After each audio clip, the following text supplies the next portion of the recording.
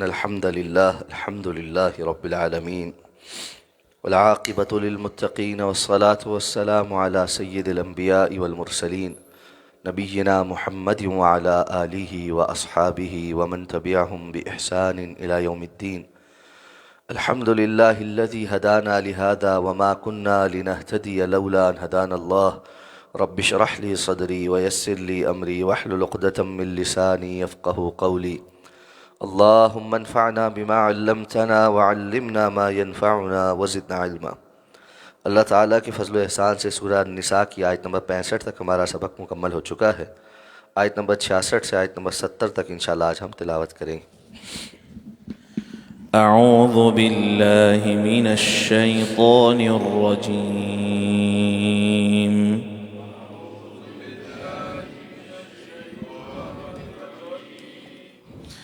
بسم اللہ الرحمن الرحیم.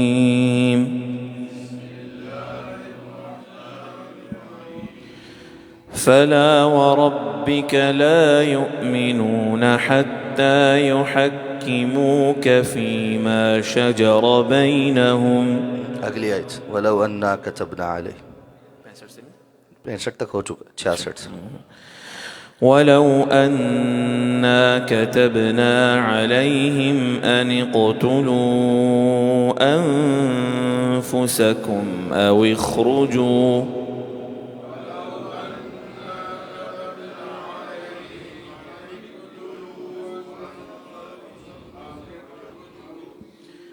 اخرجوا من دياركم ما فعلوه إلا قليل منهم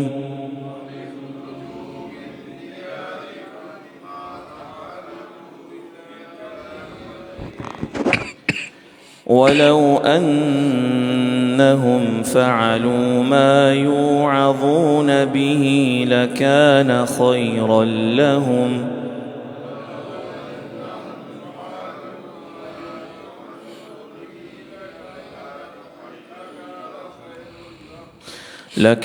خيرا لهم وأشد تثبيتا.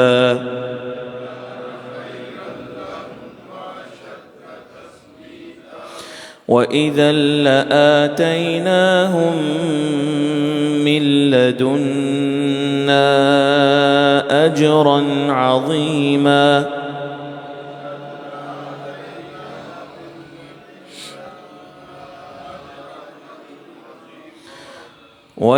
ولهديناهم صراطا مستقيما.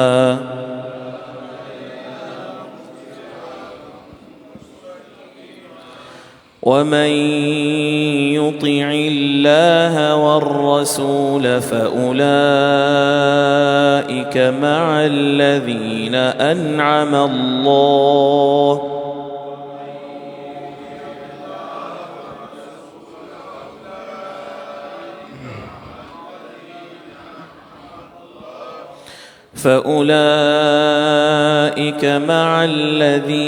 أنعم الله عليهم من النبيين والصديقين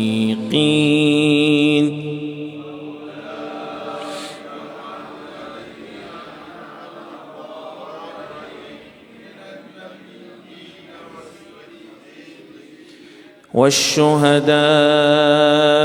والصالحين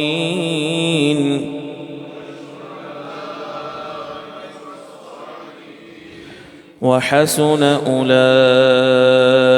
رفيقا.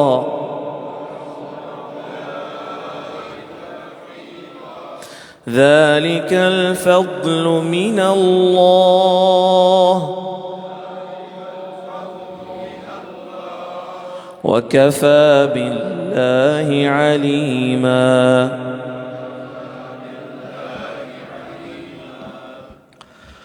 ولو انا كتبنا علیہم، اور اگر ہم ان پر لکھ دیتے یعنی فرض کر دیتے، ان اقتلوا انفسکم کہ اپنے آپ کو قتل کر ڈالو، او اخرجوا من دیارکم یا اپنے گھروں سے نکل کھڑے ہو، ما فعلوه الا قلیل منہم تو نہیں کرنے والے تھے سوائے ان میں سے بہت تھوڑے۔ وَلَوْ أَنَّهُمْ فَعَلُوا، اور یقیناً اگر یہ وہ کرتے ما یوعظون بہ، جس کی ان کو نصیحت کی جاتی ہے، لَكَانَ خَيْرًا لَهُمْ، تو البتہ یہ ان کے لیے زیادہ بہتر ہوتا، وَأَشَدَّ تَثْبِيتًا، اور زیادہ ثابت قدم رکھنے والا۔ وَإِذًا لَآتَيْنَاهُم مِّن لَّدُنَّا أَجْرًا عَظِيمًا، اور اس وقت ہم یقیناً انہیں اپنے پاس سے بہت بڑا اجر دیتے۔ وَلَهَدَيْنَاهُمْ صِرَاطًا مُسْتَقِيمًا، اور یقیناً ہم انہیں سیدھے رستے پر چلاتے۔ وَمَن يُطِعِ اللَّهَ وَالرَّسُولَ، اور جو کوئی اللہ اور رسول کی اطاعت کرے، فَأُولَٰئِكَ مَعَ الَّذِينَ أَنْعَمَ اللَّهُ عَلَيْهِمْ، تو یقیناً یہ وہ لوگ ہیں جو جن پر اللہ رب العزت نے انعام کیا ہے، من النبیین، جو نبیوں میں سے ہیں، فَأُولَٰئِكَ مَعَ الَّذِينَ أَنْعَمَ اللَّهُ عَلَيْهِمْ، تو پس یہ لوگ ہیں جو ان کے ساتھ ہوں گے جن پر اللہ نے انعام کیا ہے، من النبیین، جو نبیوں میں سے ہیں، والصدیقین، اور صدیقین میں سے ہیں، والشہداء، اور شہداء میں سے ہیں، والصالحین، اور صالحین میں سے، وحسن اولئک رفیقا، اور یہ بڑے ہی اچھے ساتھی۔ ذالک الفضل من اللہ، یہ اللہ کی جانب سے خاص فضل ہے۔ وکفی باللہ علیما، اور اللہ کافی ہے بہت زیادہ علم رکھنے والا۔ فرمایا کہ منافقین کی روش یہ ہے کہ جب انہیں اللہ کے رسول صلی اللہ علیہ وسلم کی طرف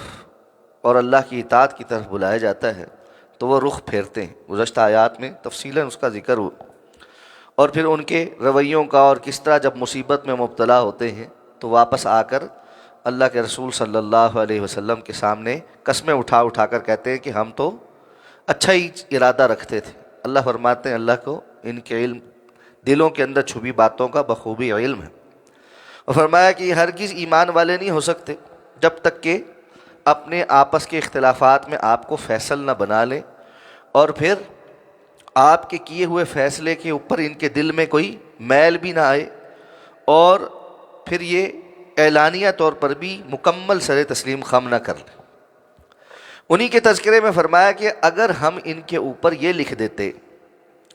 یعنی یہ فرض کر دیتے کہ اپنے آپ کو قتل کرو یا اپنے گھروں سے نکل کھڑے ہو، تو ان میں سے بہت تھوڑے ہیں جو یہ کرنے والے تھے۔ ان کی اکثریت، یعنی جن لوگوں کا طرز عمل پہلے ذکر ہو رہا ہے کہ ان کی حالت ایمانی چونکہ ہے نہیں، نفاق بہت زیادہ ہے، اور یہ صرف ذاتی مفادات کے لیے اور دنیاوی فوائد کے لیے مسلمان بنے ہوئے، تو اللہ تعالیٰ کی طرف سے اگر بڑے فیصلے آ جاتے اور بڑی کام کرنے کے حکم دیا جاتا تو ان کا پول تو بالکل کھل جاتا۔ اب جب کہ یہ اس پہ بھی راضی نہیں ہے کہ آسان کام اور آسان عبادات اور دنیا کے اپنے معاملات میں آپ سے فیصلہ کروانے پر راضی رہیں، تو اگر اللہ کی طرف سے ایسا حکم آ گیا کہ قتال کرو اور اپنے گھروں کو چھوڑ کر نکلو، تو کیا یہ کر پائیں گے؟ تو یہ یقیناً اس جانب نہیں آ پائیں گے۔ آیا مبارکہ کے اسلوب سے یہ بات بھی پتہ چلتی ہے کہ انسان کو آسان نیکیاں کرتے رہنا چاہیے اور ان کو حقیر جان کر یا کسی اور وجہ سے چھوڑنا نہیں چاہیے، کہ انسان جب چھوٹی نیکیاں یا بظاہر آسان نیکیاں کرتا رہتا ہے تو وقت آنے پر بڑی اور مشکل قربانی دینا بھی اس کے لیے آسان ہو جاتا ہے۔ یہ بالکل اسی طرح ہے کہ ایک بندہ روزانہ کی بنیاد پر جسمانی ورزش کرنے کا عادی ہو تو کسی وقت اگر اس کو زیادہ مشقت کرنی پڑ جائے تو وہ آسانی سے کر لے گا، لیکن جو روزانہ لیٹا رہتا ہو اور اپنے جسم کو ہلاتا ہی نہ ہو، ایک دم سے اس پر کوئی بڑی مشقت آن پڑے تو وہ تو 2 منٹ کے اندر ہانپ کر رہ جائے گا، وہ تو تصور بھی نہیں کر سکے گا کہ میں یہ کام پورا کر سکتا ہوں۔ بعض مفسرین نے یہ بھی لکھا ہے کہ آگے چند آیات جو آج ہم نے تلاوت کی، اس کے بعد اگلی آیات جو ہے وہ قتال سے متعلق ہی آ رہی ہیں، تو یہاں تمہیداً پہلے سے یہ بات بیان کر دی گئی ہے کہ تم اگر اللہ کے رسول صلی اللہ علیہ وسلم کی فیصلوں کو اپنی زندگی کے عام معاملات میں اور چھوٹے موٹے قضایا کے اندر تسلیم کرنے کو تیار نہیں ہو اور ان میں بھی دل میں میل پالتے ہو، تو آگے چل کے جب قتال کا حکم آئے گا اور جہاد کا حکم آئے گا تو وہاں تم کیا کرو گے؟ اور حقیقت ایسی ہی ہے کہ بندہ مومن اللہ کی اطاعت اور فرما برداری کے ذریعے سے ثابت قدمی کے وہ مراحل طے کرتا ہے جہاں اس کو جان قربان کرنی پڑے تو وہ جان بھی قربان کرتا ہے، مال قربان کرنا پڑے تو مال بھی قربان کرتا ہے،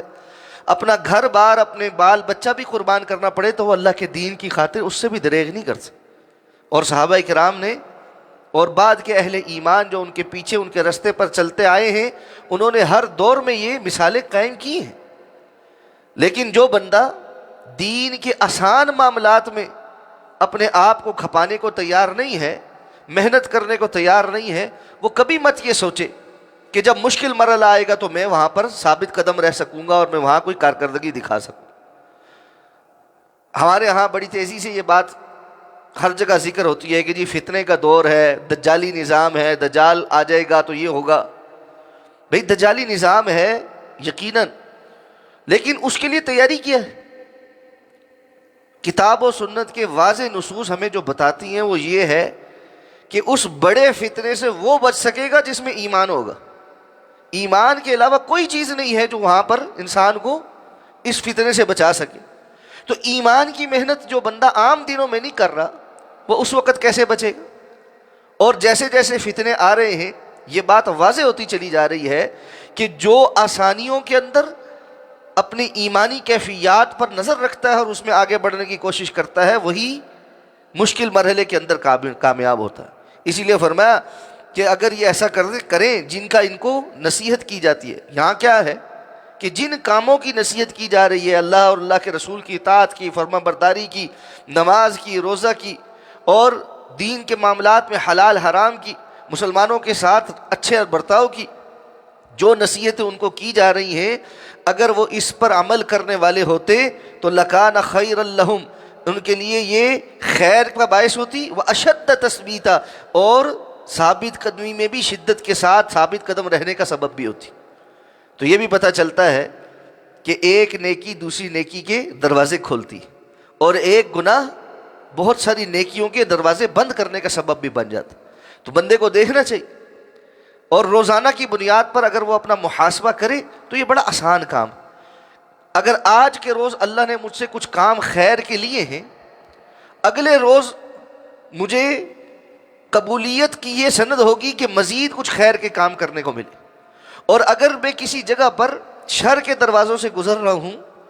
اور وہاں پھنس رہا ہوں اور اگلے دن مجھے خیر کے دروازے نہیں مل رہے، مثلا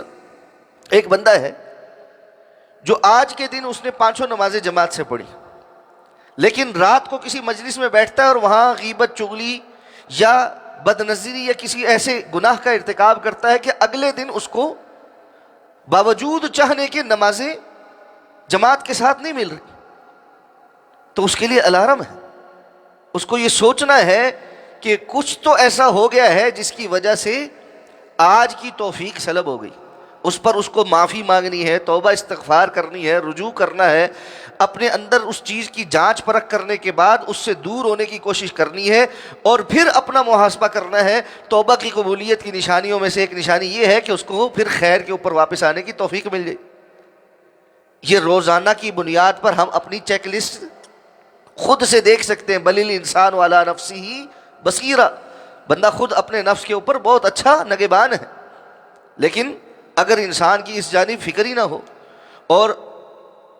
کلا بل ران علی قلوبہم ما کانوا یکسبون، بعض لوگ ایسے ہوتے ہیں اپنے ہاتھوں کی کمائی کی وجہ سے ان کے دلوں کے اوپر ایک زنگ چڑھ چکا ہوتا ہے، ران آ چکا ہوتا ہے، اور ان کو یہ پتہ ہی نہیں چلتا کہ ان سے توفیق کے سلب ہونے کا کیا معنی ہے۔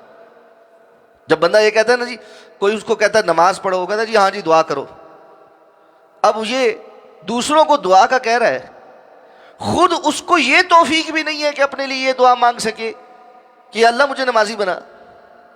دوسرے کو جان چھڑانے کے لیے کہہ رہا ہے میرے راستے دعا کرو، جی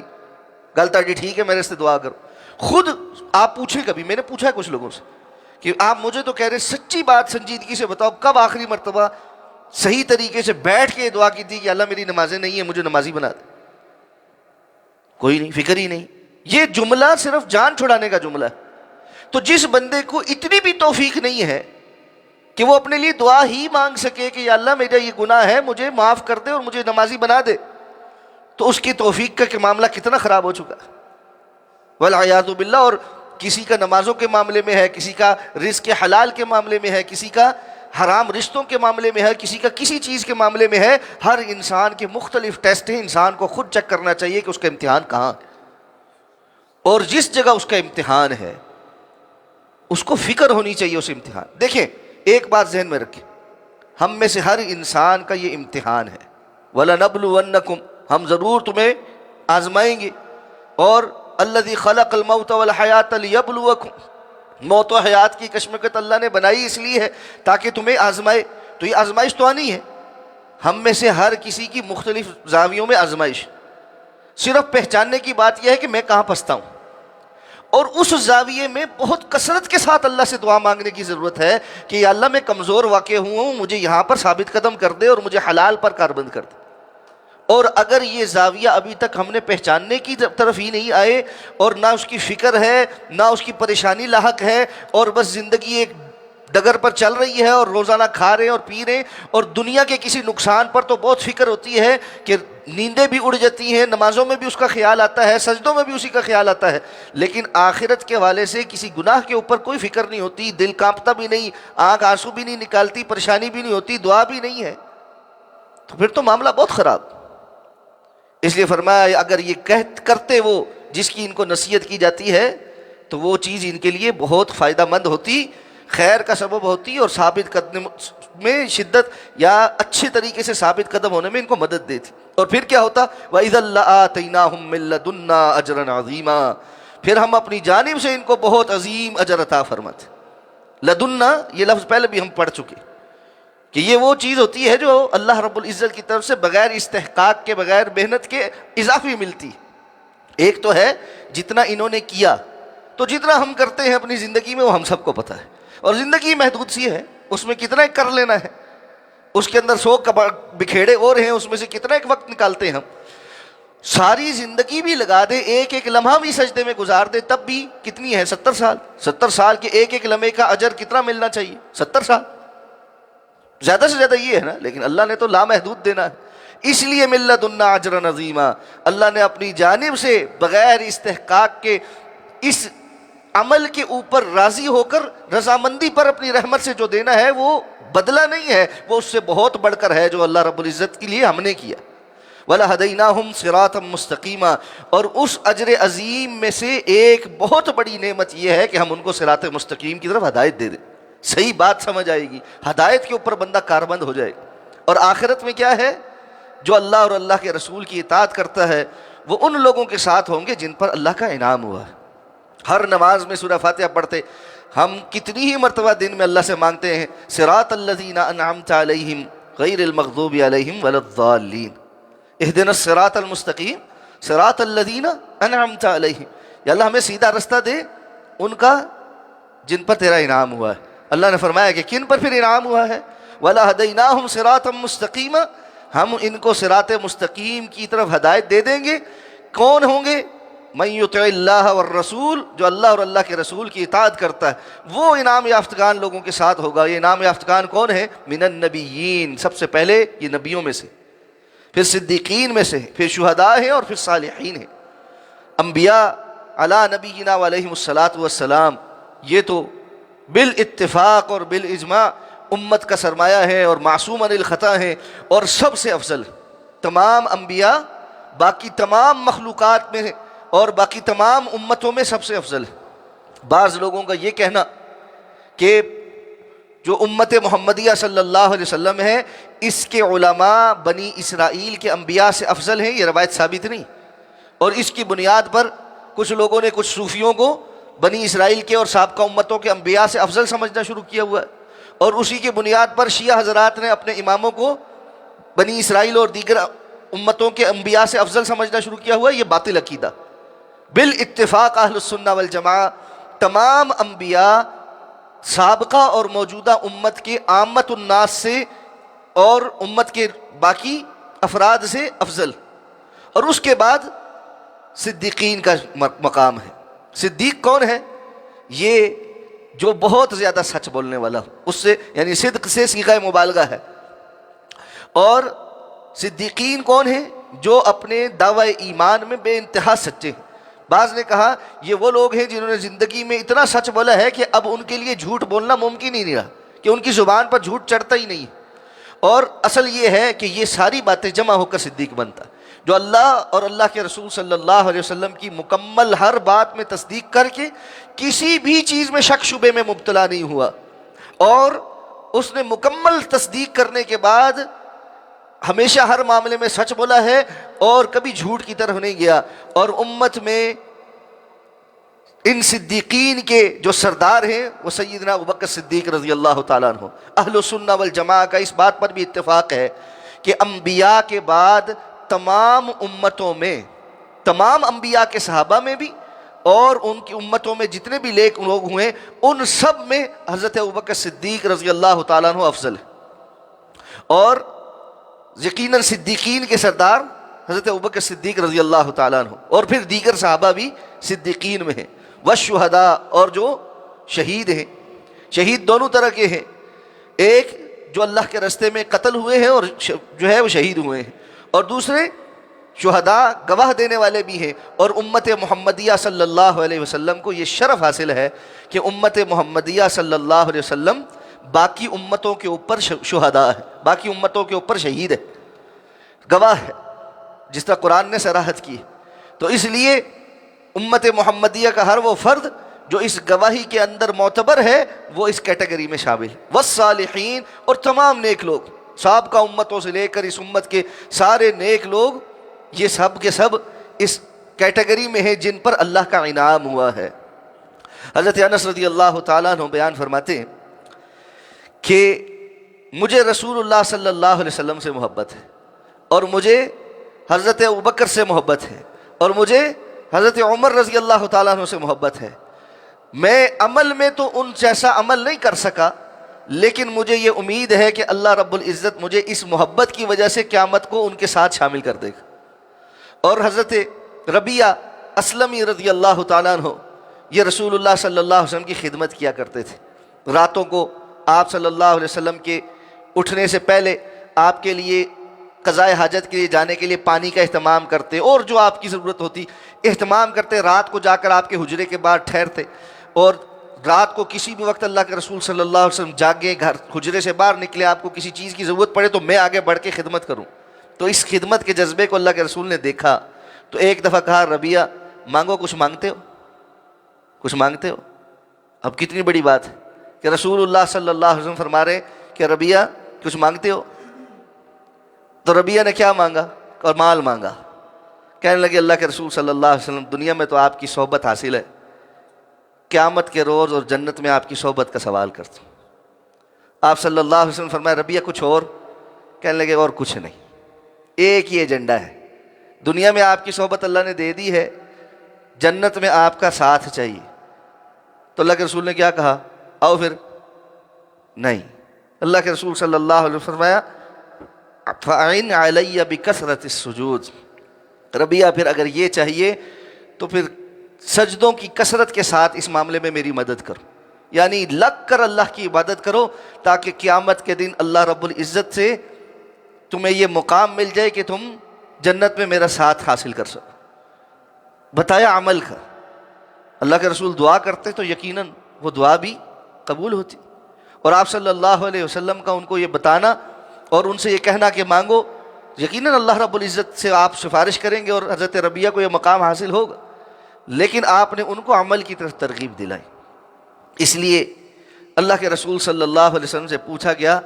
تو آپ صلی اللہ علیہ وسلم نے فرمایا، قیامت کے دن بندہ اس کے ساتھ ہوگا جس سے وہ محبت کرتا ہے، المرء مع من احب، بندہ قیامت کے روز اس سے ساتھ ہوگا جس سے وہ محبت کرتا ہے۔